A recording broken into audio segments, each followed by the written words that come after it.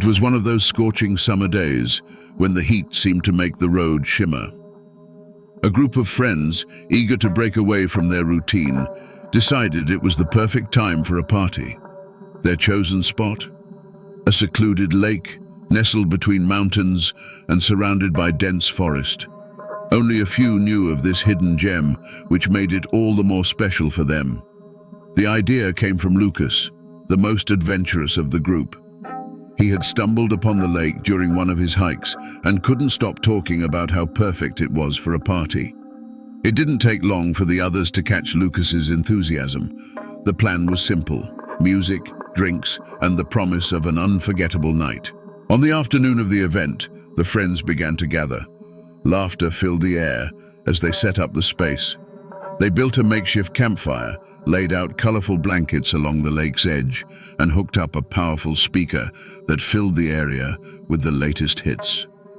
The vibe was relaxed, as if the place had the power to make them forget all their worries. As the sun dipped behind the mountains, the sky turned shades of orange and purple, creating a surreal atmosphere. When night fell, the lanterns they'd hung from branches cast a soft glow over the scene, giving the lake a mysterious shimmer. Laughter mingled with the gentle lapping of the water, and everyone was caught up in the sense of freedom that this hidden spot provided. But as the group enjoyed themselves, no one seemed to notice how the surrounding silence deepened, almost as if the lake was hiding a secret. As the night wore on and the music kept the party going, Matthias, one of the friends, felt the need to step away from the excitement.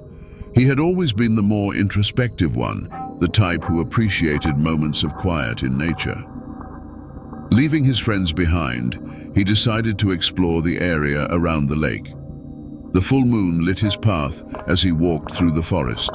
The trees stood tall, and the only sound was the crunch of branches underfoot. After a few minutes of walking, Matthias spotted a structure in the distance, hidden among the shadows of the trees. It was an old cabin, with weathered boards and dusty windows. Curious, he approached slowly, taking in every detail. The cabin looked like it had been there for a long time, almost forgotten. But as he got closer, something made his heart race.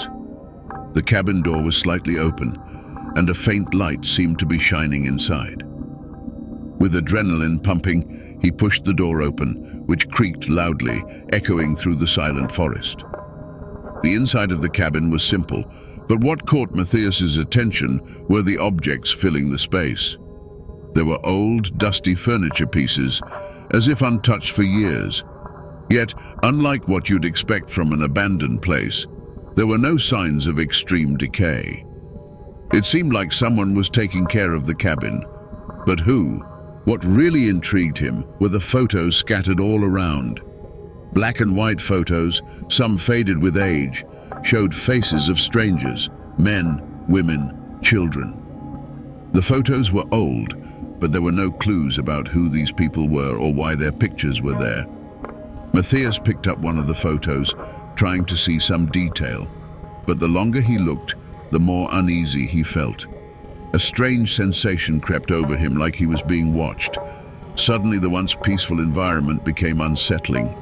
He looked around, trying to pinpoint the source of this feeling, but the cabin seemed empty, or so he thought. Something about this place didn't add up, and the idea that the cabin might be inhabited, despite the absence of anyone, made Matthias decide to leave quickly. With his heart racing and breath quickening, he left the cabin behind, unable to shake the feeling that something was deeply wrong with that place. As he returned to the party, Matthias tried to push the disturbing thoughts away, but the images of the photos and the strange light in the cabin lingered in his mind. The party at the lake was still in full swing. Music blared, and the friends danced, laughed, and enjoyed themselves without a care. The hours flew by, and the night seemed endless, filled with moments of pure joy and relaxation.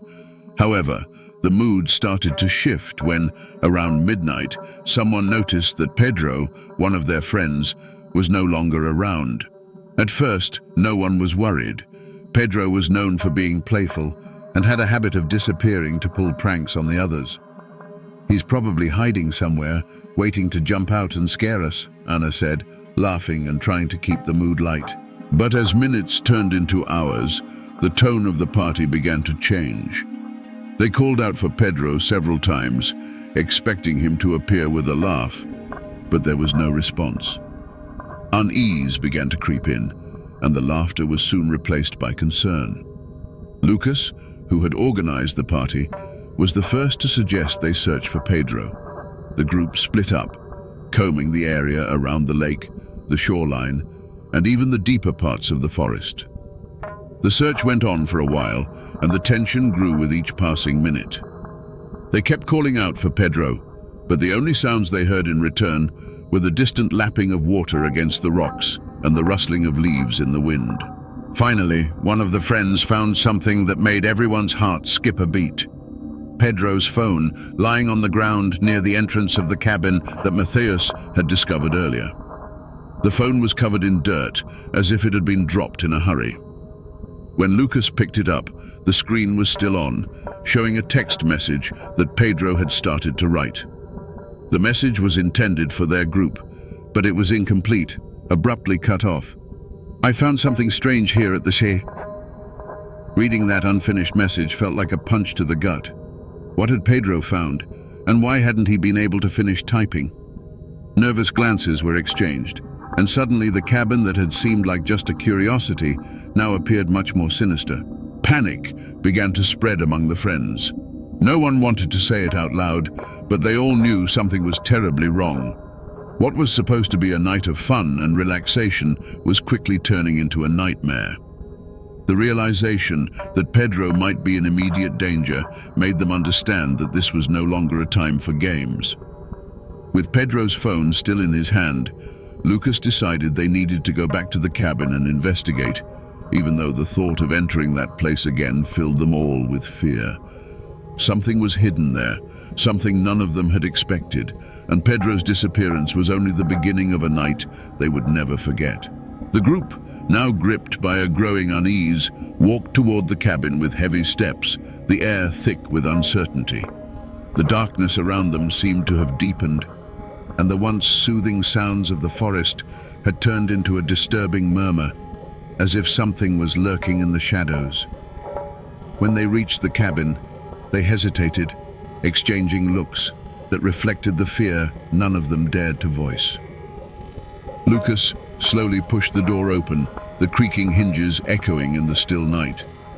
The interior seemed even gloomier than before, with shadows stretching and shifting almost imperceptibly, as if the very room was alive. As they searched for any sign of Pedro, something strange began to happen. Anna, who was closest to one of the windows, caught a glimpse of a shadow passing outside. She froze, her heart pounding, but when she turned to look, there was nothing, just the trees swaying in the wind. She tried to ignore the chill that ran down her spine, but the feeling of being watched was almost palpable. Matthias, still shaken by his earlier discovery in the cabin, felt as if the objects around them were shifting. The old photos on the walls seemed to now fix their vacant gazes on him, following his every move.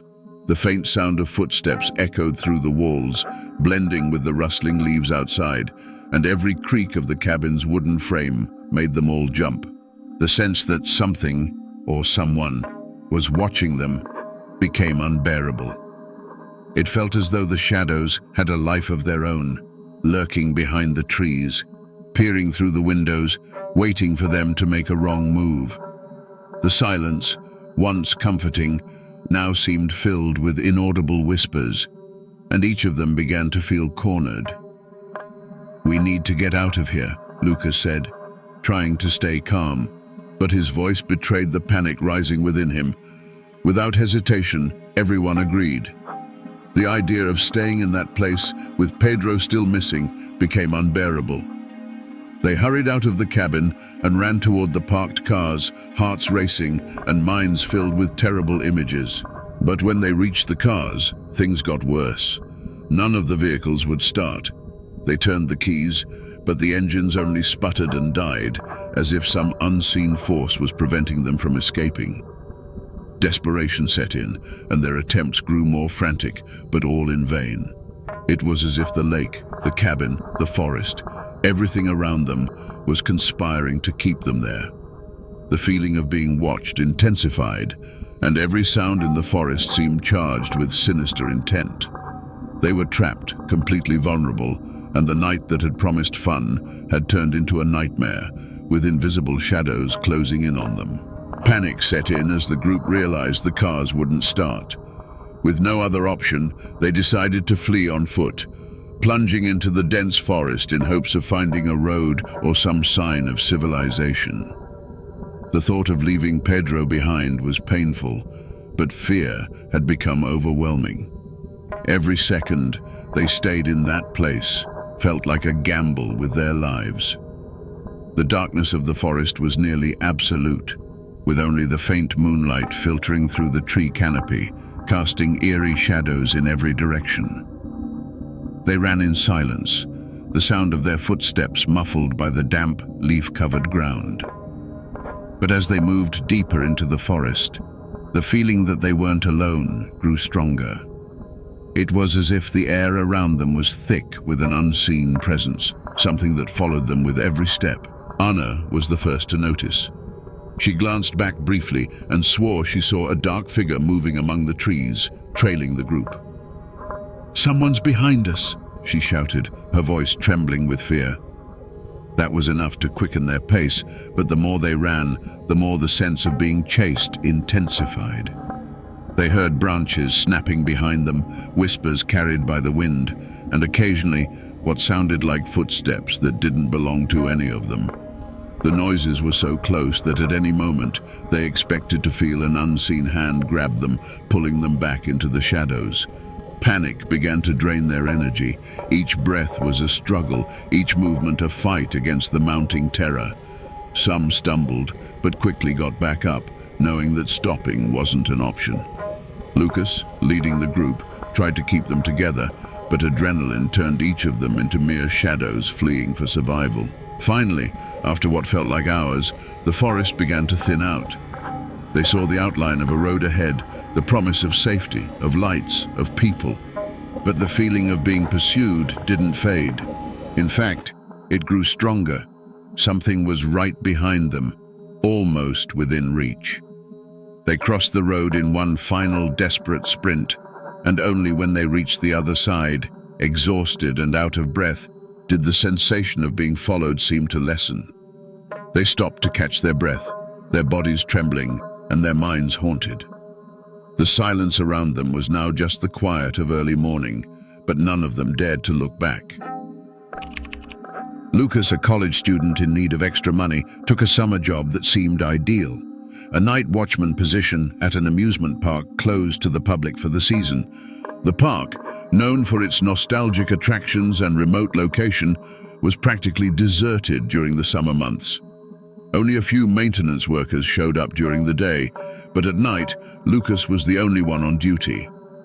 In theory, the job was straightforward. He just needed to patrol the park, make sure everything was in order, and report any issues to the manager in the morning. With a flashlight in one hand and a walkie-talkie in the other, he braced himself for long but quiet nights, thinking he might even have time to study or watch movies on his phone. The first night at the park was quieter than he expected. Without the energy of children running around, the laughter, or the noise of the rides in operation, the place had a completely different vibe. The colorful lights, which brought joy during the day, now flickered sporadically, casting shadows that seemed to dance on the walls of the kiosks and motionless rides. As he walked among the attractions, Lucas couldn't shake a slight feeling of unease. The empty food stands, the silent roller coasters, and the still carousels created a scene that resembled a ghost town more than an amusement park. The sound of his footsteps echoed on the pavement, and he found himself glancing over his shoulder more often than he'd like to admit. There was something about the park's silence that didn't feel quite right, as if the place was just dormant, waiting to come alive at any moment. Even though he tried to dismiss these thoughts as mere imagination, an unsettling feeling began to grow inside him. Every creak of the rides in the wind, Every irregular flicker of the lights seemed to suggest that the park, in some way, was alive and watching him. Lucas completed his first round without any incidents, but the discomfort lingered. As he sat in a small security room to rest, he wondered if the odd feeling was something he'd get used to, or if that first impression was a subtle warning that his nights at the amusement park would be anything but peaceful. On that first night, as the hours dragged on and fatigue started to set in, Lucas settled into the small security room, thinking the worst was over. The park's silence seemed less oppressive now, almost familiar. But when the clock struck 2 a.m., something changed. It started subtly, a faint sound that he almost ignored. It sounded like laughter, soft and distant, as if a child was playing somewhere in the park. Lucas frowned and slowly stood up, wondering if his mind was playing tricks on him. But the laughter continued, repeating itself with an unsettling regularity. Curious and slightly uneasy, he grabbed his flashlight and stepped out of the room, following the sound through the darkness. The further he walked, the clearer the laughter became, echoing through the empty streets of the park. Lucas knew the place should be completely deserted. So who or what could be making that sound? As he approached the area where the laughter was strongest, he heard another noise that made his heart race. The sound of a roller coaster moving. The tracks creaked, and the wind carried the unmistakable noise of cars racing along the rails, even though he knew all the rides were shut down. Confusion gave way to a cold shiver that ran down Lucas's spine. He quickened his pace, heading toward the roller coaster, but when he arrived, he found it still and enveloped in an eerie quiet. There was no sign of movement, and the park seemed as motionless as before.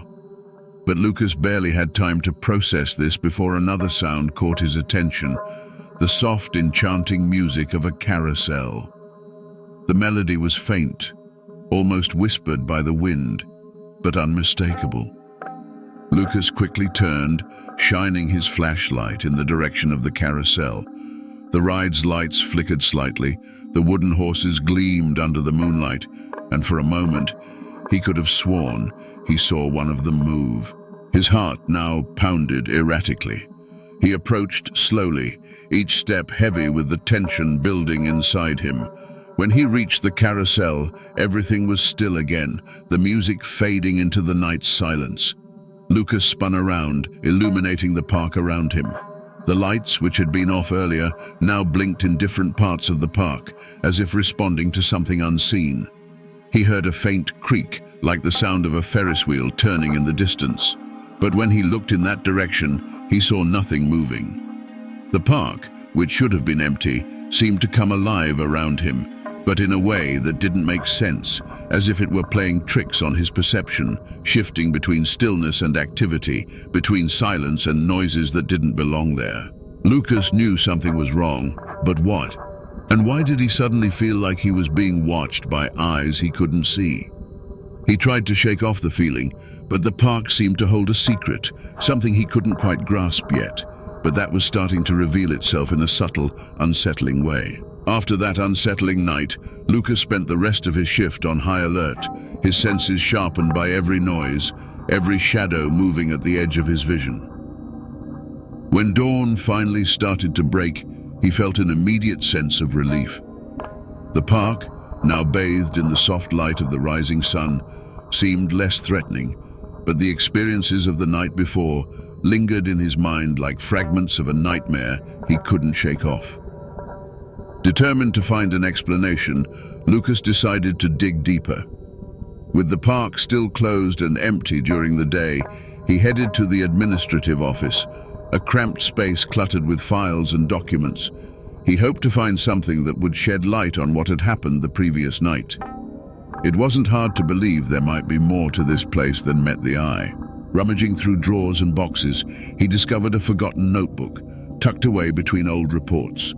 The notebook was small, with a worn leather cover and yellowed pages. As Lucas opened it, he realized it was a diary kept by a previous employee who had apparently held the same night watchman position. The first entries were ordinary, detailing workdays, minor incidents, and even complaints about the boredom of long nights. However, as Lucas read further, the tone of the notes changed dramatically. The diarist, whose name wasn't mentioned, began to describe strange occurrences, similar to what Lucas had experienced the night before. The watchman described unexplained sounds in the park at night, distant laughter, rides that seemed to move on their own, and lights that flickered without any apparent reason. He mentioned how, on several nights, he heard the carousel music playing softly, even when he was certain all the rides were turned off. Rummaging through drawers and boxes, he discovered a forgotten notebook, tucked away between old reports. The notebook was small, with a worn leather cover and yellowed pages. As Lucas opened it, he realized it was a diary, kept by a previous employee who had apparently held the same night watchman position. The first entries were ordinary, detailing workdays, minor incidents, and even complaints about the boredom of long nights.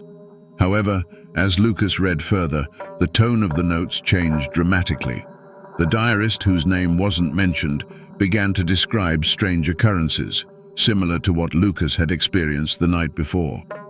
The watchman described unexplained sounds in the park at night, distant laughter, rides that seemed to move on their own, and lights that flickered without any apparent reason. He mentioned how, on several nights, he heard the carousel music playing softly, even when he was certain all the rides were turned off. The last entry in the diary was the most disturbing. It was short, just a few lines, but it conveyed deep fear. "I'm not alone here. Someone or something is watching me. I know I can't take much more. I need to leave before something happens." There was nothing more written. The diary ended abruptly, leaving Lucas with a million unanswered questions. What had happened to the previous watchman? Did he simply quit? Or did something worse happen before he could escape? With the diary still in hand, Lucas looked around the office, as if expecting answers to materialize from the aged walls. But all he found was an oppressive silence, the same silence that had filled the nights at the park. The unease he had felt before was now amplified by these new discoveries. The park seemed to be more than just an abandoned amusement spot. There was something else, something beyond logic, that was beginning to reveal itself to Lucas, piece by piece. That night, still shaken by the discoveries in the diary, Lucas returned to work with an even deeper sense of unease. He tried to convince himself that the previous events could be explained rationally, but the words of the former watchman lingered in his mind, echoing like a silent warning. Shortly after midnight, while doing his initial rounds, Lucas decided to return to the security room to monitor the surveillance cameras. The park was as quiet as on the previous nights, but the weight of the unknown felt heavier, almost suffocating. Sitting in front of the screens, he began scanning the different areas of the park, observing the motionless rides and empty pathways. For a few minutes, everything seemed normal, but then something caught his attention. On one of the screens, a hooded figure appeared in the shadows, slowly walking through one of the corridors. The image was clear enough to show that the person was wearing a long, dark coat, the hood pulled low to obscure their face. Lucas felt a chill run down his spine. Who could be out there at this hour? Lucas' heart began to race as he watched the figure move through the park, as if they were familiar with the place. The figure seemed to move with purpose, not just wandering aimlessly. Lucas grabbed the walkie-talkie, but hesitated to use it. Who else would be listening? Determined to confront the person, Lucas grabbed his flashlight and quickly left the security room. Heading in the direction where the figure had appeared, he moved cautiously, trying to stay calm as fear grew inside him. As he advanced, his mind raced with possibilities. Could it be an intruder? Someone who knew the park, or worse, someone with a sinister reason for being there. When he reached the spot where the figure should have been, Lucas found only silence. There was no sign of anyone. He swept his flashlight around, illuminating shadows and dark corners, but everything was deserted. It was as if the park had swallowed the figure, leaving Lucas alone with his mounting anxiety. Disoriented, he returned to the security room, but as he entered, a new horror awaited him. The camera screens now showed the hooded figure again, only this time they were standing in the middle of the park, staring directly at one of the cameras. The hood covered their face, but Lucas could feel the piercing gaze that seemed to cut through the screen and land directly on him. He froze, unable to tear his eyes away from the figure. It was as if somehow that presence knew exactly where he was. Lucas watched in growing fear as the figure slowly began to move again, but this time in his direction, following the path that led directly to the security room. The feeling of being watched, which had previously been just a sense of unease, now became a terrifying certainty. The figure was coming for him, and there was no doubt in his mind that they knew exactly where he was. Lucas glanced at the door of the security room, as if expecting it to burst open at any moment, revealing whatever was out there. Panic took hold of him, but Lucas knew he had to do something. He stood up, walkie-talkie in hand, ready to call for help, but the words from the diary echoed in his mind. "I'm not alone here." Was this real, or was his mind starting to play tricks on him, influenced by the fear and isolation of the park? Every second seemed to stretch out, every sound amplified by the tension, the ticking of the clock, the hum of the security monitors, the distant sound of the wind outside. All of it contributed to the oppressive atmosphere closing in on him. And then, the monitor showed the figure getting closer, now only a few meters from the security room. Lucas knew he was running out of time. Whatever that figure was, it was coming. And he, trapped in the security room, had few options. Fear paralyzed him, but it also pushed him to act, to find a way out before it was too late. What he didn't know was whether he could escape, or if the park, with all its secrets, would finally have him in its grasp.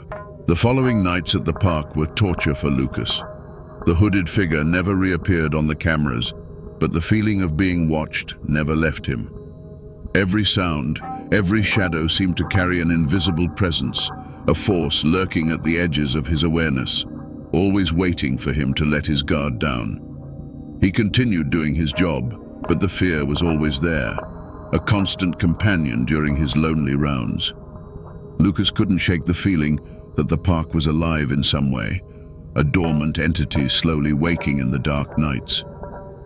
The former watchman's diary continued to haunt him, its words echoing in his mind, especially that final, abrupt entry.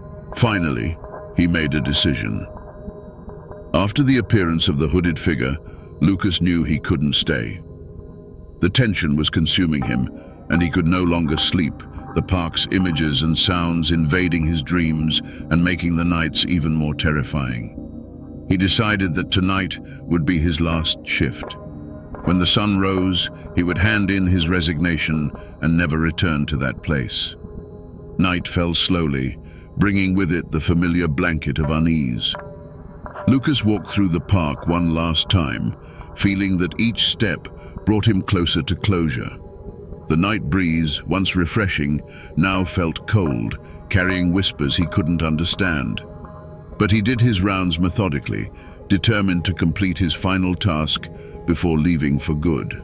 When he returned to the security room, Lucas felt a mix of relief and anxiety. Only a few hours separated him from freedom, and he was determined to make it through. He sat down in front of the screens, watching the empty, shadowy park, trying to ignore the feeling that something was about to happen. Then, a little after 3 a.m., the security radio beside him crackled with static. Lucas almost ignored it, used to the device's random noises. But then a voice came through, cold and unfamiliar. "Don't look back." The words cut through the silence like a knife. Lucas's heart stopped for a moment, fear freezing him in place. Who was speaking? The voice didn't belong to any of the park's staff, nor to anyone he knew. It was low, almost a whisper, but carried a sinister authority, as if the command was not just a warning, but an inescapable order. Terror gripped Lucas. He was alone in the security room, but the feeling that there was someone or something behind him was overwhelming. The radio crackled again, but this time the voice was silent. The room seemed to close in around him, the air growing heavy and hard to breathe. What should he do? Run? Stay still? Panic clouded his thoughts. He knew he should leave, get out of the park, and never look back. But the words on the radio, the voice, it all kept him rooted in place, unable to move. Finally, with an act of sheer willpower, Lucas decided he had to leave. He stood up slowly, his muscles stiff with tension. Every second dragged on as he prepared to take that first step. The words, "Don't look back," echoed in his mind, like a spell he couldn't break free from. With heavy, hesitant steps, Lucas began moving toward the door. He knew that any sudden movement might trigger something terrible, but he couldn't bear the weight any longer. He reached the door, and before leaving, he closed his eyes for a moment, trying to calm the heart pounding uncontrollably in his chest. He opened the door and stepped into the darkness of the night. The park was silent, but Lucas could feel the invisible presence behind him, as if something was following closely, ready to strike if he made the mistake of looking back. He kept walking, fighting the urge to turn his head, each step bringing him closer to the exit. The sun was beginning to set as the group of friends set off on their journey to the countryside. The idea of spending a weekend away from civilization at an abandoned campsite seemed like the perfect plan for a break from their routine and a bit of excitement. Their destination was an old summer camp, closed down decades ago, hidden deep within a dense forest, far from any town or main road. The five friends were excited at the prospect of exploring a place that carried an air of mystery. There was something intriguing about that campsite, a place that had once been full of life and children's laughter, but was now empty, forgotten by time. The thought of spending a night there was irresistible to them, blending nostalgia with adventure. The road to the camp was long and winding, cutting through increasingly isolated landscapes. As they drove on, the conversation in the car was light and filled with anticipation. They joked about the stories they'd heard, rumors that the camp had been suddenly shut down without a clear explanation, and that no one really knew what happened to the last children who attended. "Have you heard the story?" Bruno, the most curious of the group, asked as the car bounced along the dirt road. "They say some kids disappeared here, and that's why they closed the place." The others laughed, treating the comment as part of the fun. "Oh, sure," Leticia replied, pretending to be scared. "And I bet they haunt the place now, just waiting to spook new visitors." Bruno shrugged, half smiling. "I'm not saying I believe it, but it's weird that no one reopened the place after all this time. Camps like this usually get renovated, but this one was just left to rot." "That just makes it more interesting," said Joao, who was driving. "A forgotten place in the middle of nowhere, perfect for an adventure. Let's just hope we find a good spot to set up camp before it gets dark." The group continued their journey, not giving much thought to Bruno's words. To them, it was all part of the adventure's charm. Who doesn't love a bit of mystery? As they got closer to the camp, the forest around them became denser, and daylight started to fade between the tall trees. Finally, after what felt like an eternity on the dirt road, they arrived at their destination. The entrance gate, rusted and overgrown with vegetation, creaked in the wind as if it had been waiting for them. Beyond the gate, a narrow, leaf-covered path led to the heart of the camp. The place was so quiet that they could hear the distant sound of a stream and the rustling of leaves in the wind. The friends got out of the car, stretching their legs after the long drive. They looked around, taking in the atmosphere.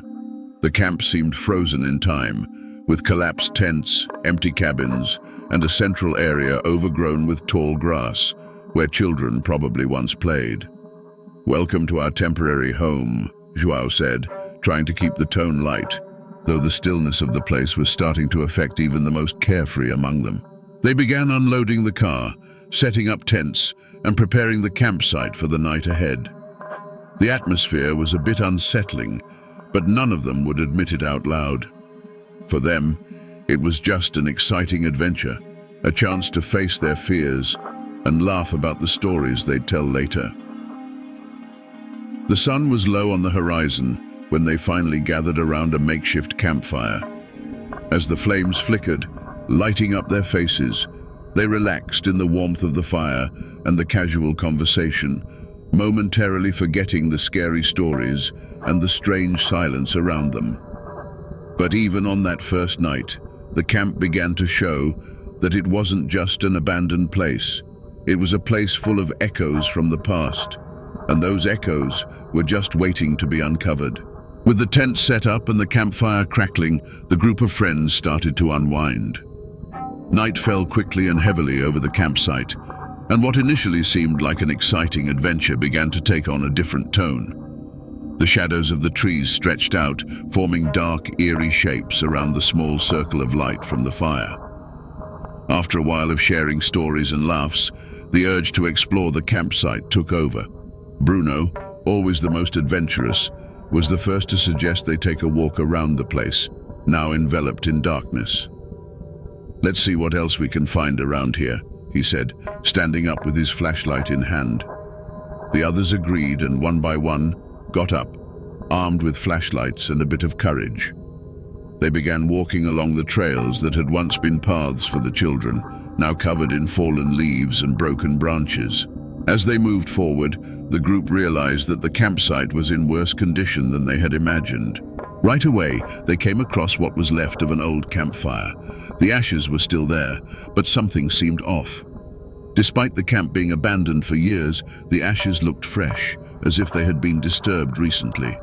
Near the campfire, a torn piece of fabric was caught on a low branch, swaying gently in the wind. "Has someone been here?" Leticia asked, bending down to pick up the fabric.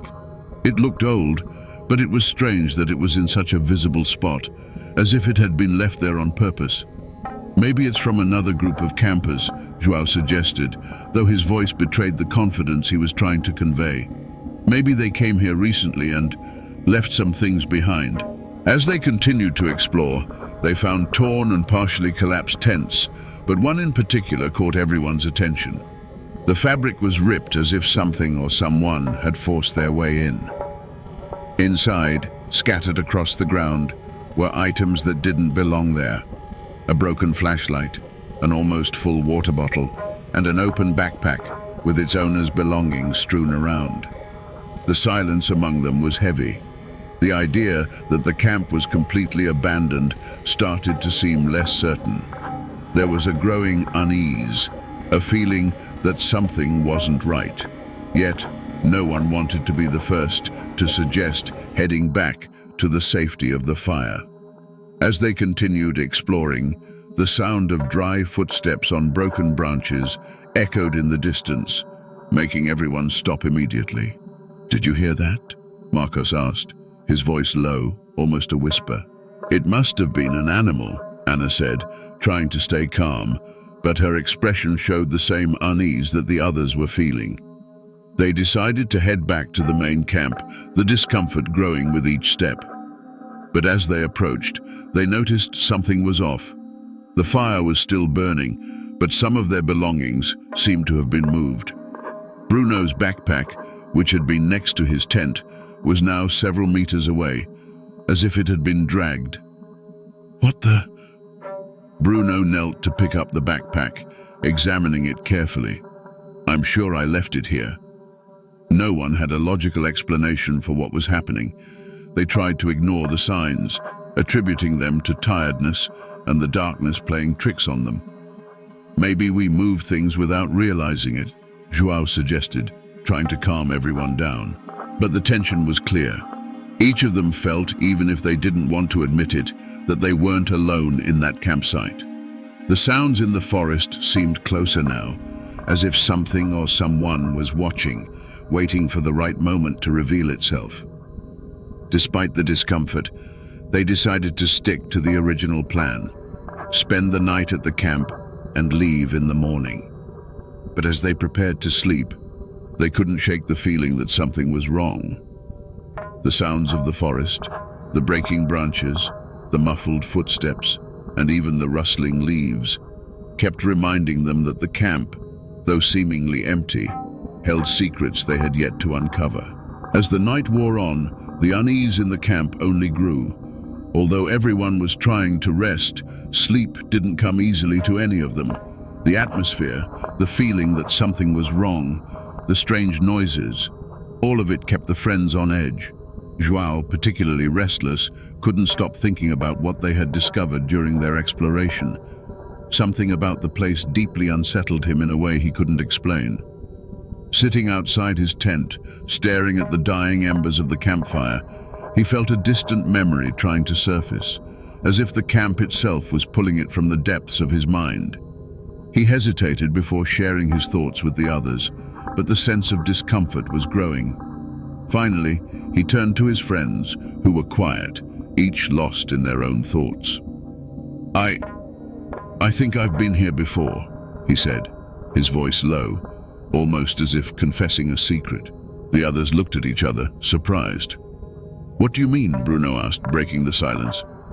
When I was a kid, João continued, struggling to find the right words, my parents sent me to a summer camp, but I never really remembered much about it. Now, being here, in this place, everything feels familiar in a way I can't explain. Like I've walked these trails before, seen these cabins. Leticia frowned, puzzled. You never mentioned this before. I know, João replied, frustrated. It's just that, for some reason, I could never fully recall what happened. It was like a distant dream, something my mind just blocked out. As he spoke, fragments of memory began to resurface. Flashbacks, short and disjointed, started filling in the gaps in his mind. He remembered running along the trails, playing with other children, but there was also something darker, something he had always avoided thinking about. João stood up, flashlight in hand, and started walking through the camp, with the others following closely behind. As they ventured deeper into the forest, the flashbacks became more intense. He could see faces of other children, some smiling, others crying, but all of them blurred, like figures seen through foggy glass. Then he remembered the supervisors, tall figures with stern expressions who tried to mask their intentions with forced smiles. They were in charge of the children, but there was something about them that always bothered João, even as a child. He couldn't quite put his finger on it, but there was a coldness, an emotional distance that hid behind their eyes.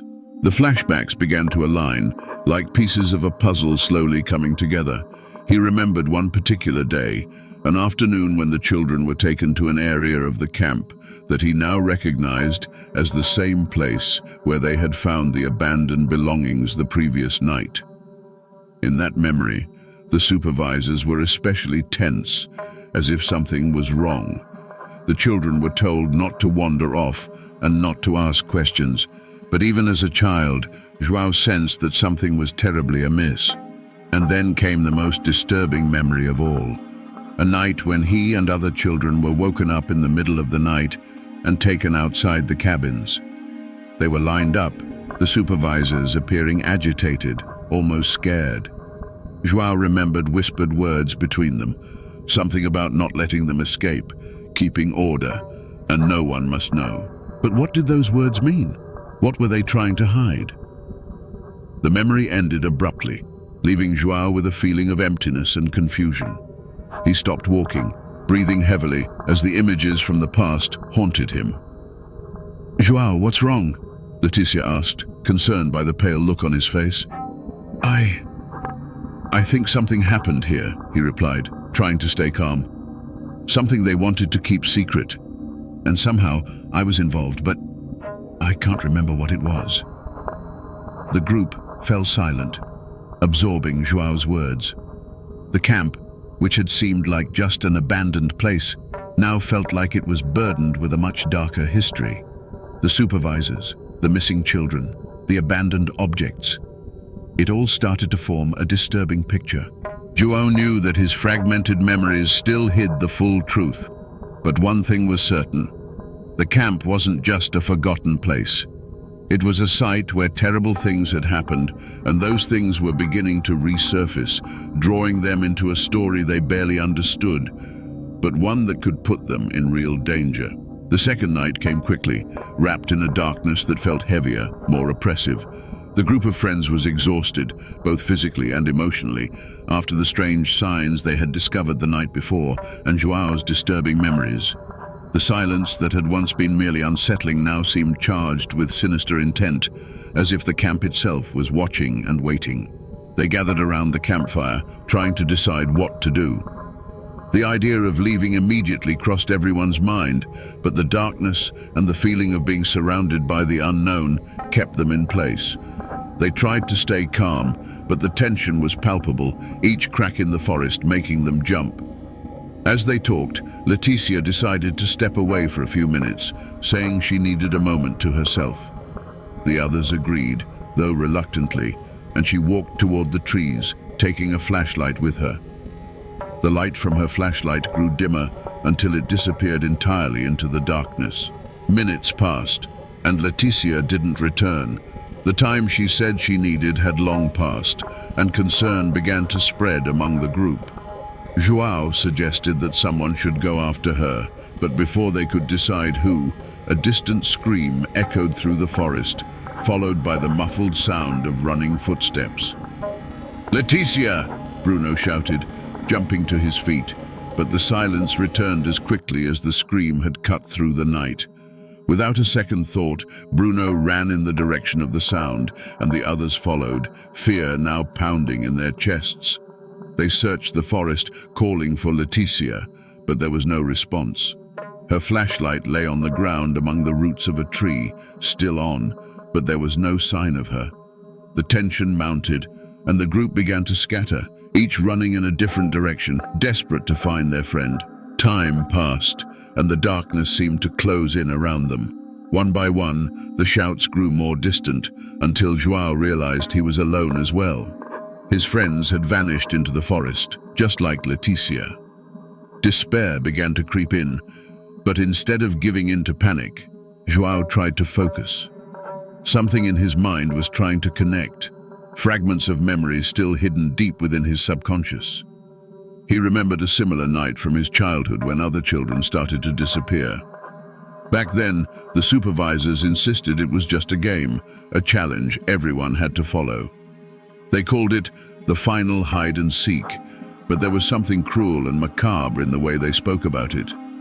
The children were taken one by one, and those who remained were forced to search, never finding them.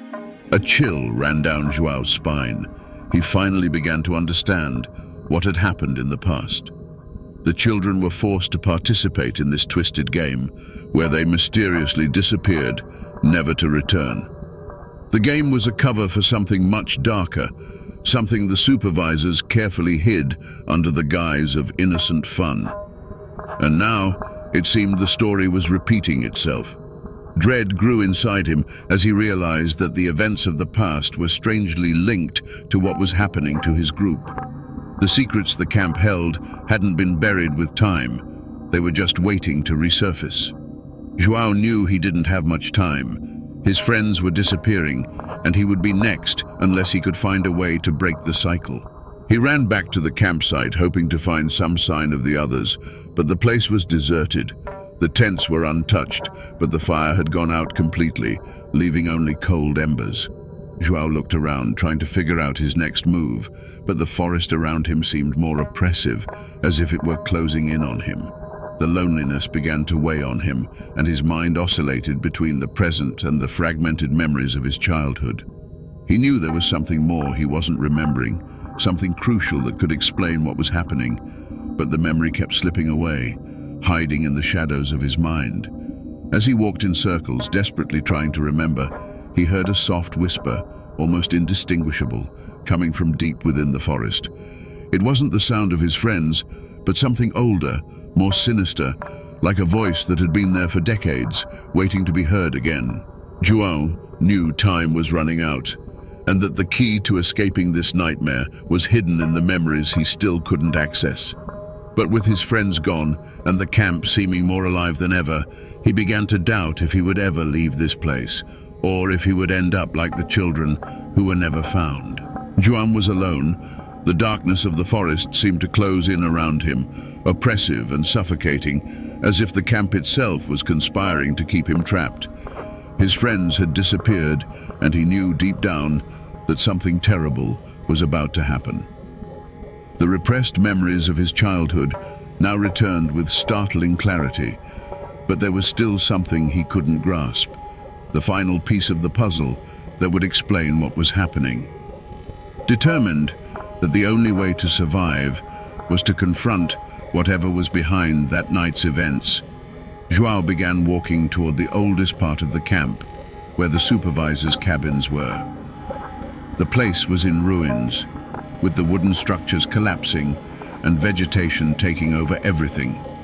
But there was one cabin that seemed to be in better condition than the others, as if it had been deliberately preserved. He stopped in front of the door, his heart racing. Something was drawing him to that place, an invisible force he couldn't explain. Taking a deep breath, he pushed the creaking door open, revealing the dark and musty interior of the cabin. The smell of mold and aged wood was strong, but there was something else, a bittersweet scent that seemed familiar, though he couldn't immediately identify it. As his eyes adjusted to the darkness, João saw a figure sitting in a chair in the corner of the room, shrouded in shadows. The man was motionless, his head bowed, as if waiting for him. The silence in the cabin was absolute, broken only by the sound of João's breathing. "You finally came back." The man's voice broke the silence, rough and heavy with years of wear. "I knew someone would return, that the children would come back one day." A chill ran down João's spine. The man's voice was strangely familiar, now tinged with a bitterness that only time could inflict. "Who are you?" João asked, trying to keep his voice steady, but feeling panic creep in. The figure slowly lifted his head, revealing a face marked by time, but one that João recognized instantly. It was one of the old camp supervisors, now aged, but still carrying the same stern, piercing gaze that João remembered from his flashbacks. "I am the guardian of this place," the man replied, his voice filled with resentment. "I was left here to take care of what was left, of what they forced me to do." João felt his hands tremble as understanding began to form in his mind. The supervisor, who had seemed like an authoritative and cruel figure in his memories, was now a shadow of what he had been, but still dangerous. "What happened here?" João asked, trying to maintain control as he approached the truth he had long feared. "This place," the supervisor began, his voice bitter. "It was an experiment, a game," they said, "a test of endurance and obedience. The children were brought here to be molded, to be taught to follow orders without question. But the game got out of control. Some of them couldn't take it, and others, well, others had to be silenced." João recoiled, horror growing inside him. The repressed memories finally fit together. The final hide-and-seek wasn't just an innocent game. It was a cruel exercise imposed on the children, a test of submission that some couldn't endure.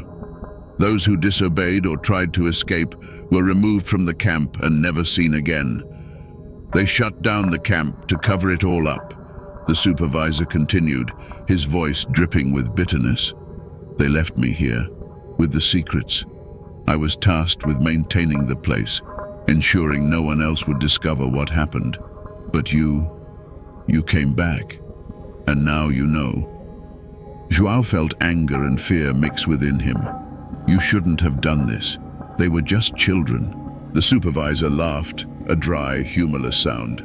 "I had no choice, just as you have no choice now."